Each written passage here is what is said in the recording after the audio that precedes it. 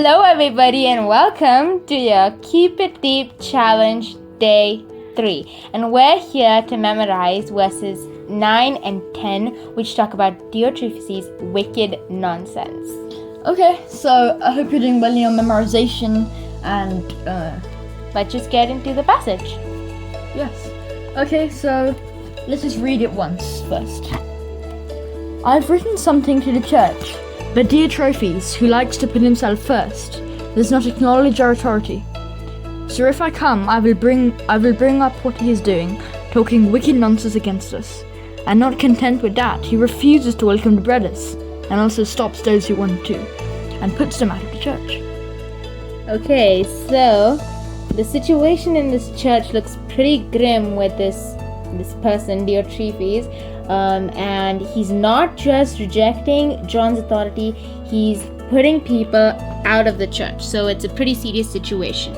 And let's see how John is trying to address this. Just in addition, Diotrephes seems to be some kind of an elder who has some authority in the church since he can put people out of the church.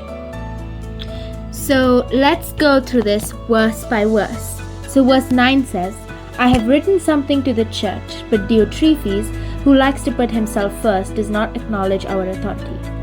So some people say, and I won't take their side of the opinion, that the written something to the church is possibly to John. But we don't have a lot of evidence for that, so it's also possible that it's something completely different from to John. So either way, John has written something to the church, and Diotrephes thinks he's more important than what John has written, and he's rejecting that and putting himself first. So we want to get to the root cause of what is wrong with putting oneself first. And over here there's another verse in the Bible from Philippians 2:3, which we'll read and we'll see what's the problem with putting oneself first. Philippians 2 verse 3. Do nothing from selfish ambition or conceit, but in humility count others more significant than yourself. Clearly over here, Paul is saying, count others more significant than yourself. And Diotrephes is doing exactly the opposite. He is putting himself first. And then the next part of the verse is, he does not acknowledge John's authority. Now, the next verse that supports this claim of what's wrong is Romans 13:1. Let every person be subject to governing authorities, for there is no authority except from God, and those that exist have been instituted by God. John has been instituted by God as an authority, and Diotrephes is rejecting John, and so in a way he's actually rejecting God as his authority.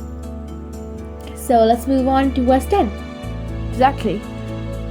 Now let's go, So if I come, I will bring up what he is doing, talking wicked nonsense against us. And not content with that, he refuses to welcome the brothers and also stops those who want to and puts them out of the church.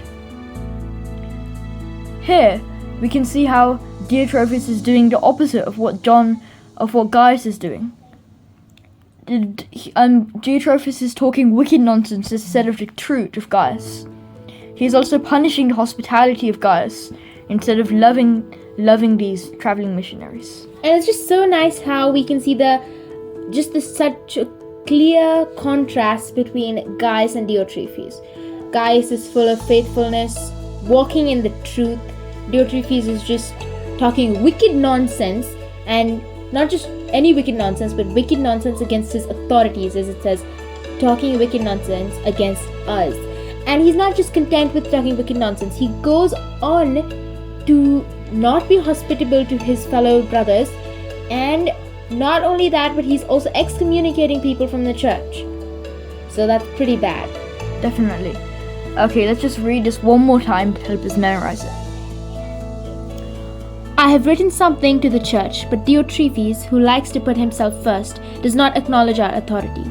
So if I come, I will bring up what he is doing, talking wicked nonsense against us. And not content with that, he refuses to welcome the brothers and also stops those who want to and puts them out of the church.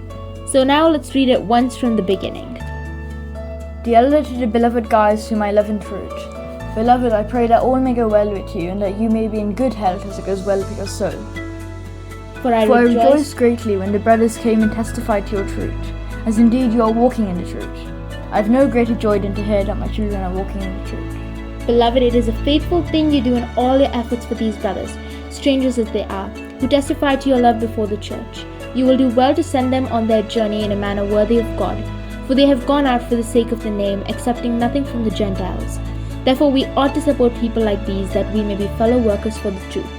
In today's passage, I have written something to the church, but Diotrephes, who likes to put himself first, doesn't acknowledge our authority. So if I come, I will bring up what he is doing, talking wicked nonsense against us. And not content with that, he refuses to welcome the brothers, and also stops those who want to, and puts them out of the church. So, have fun memorizing this, and we will see you tomorrow.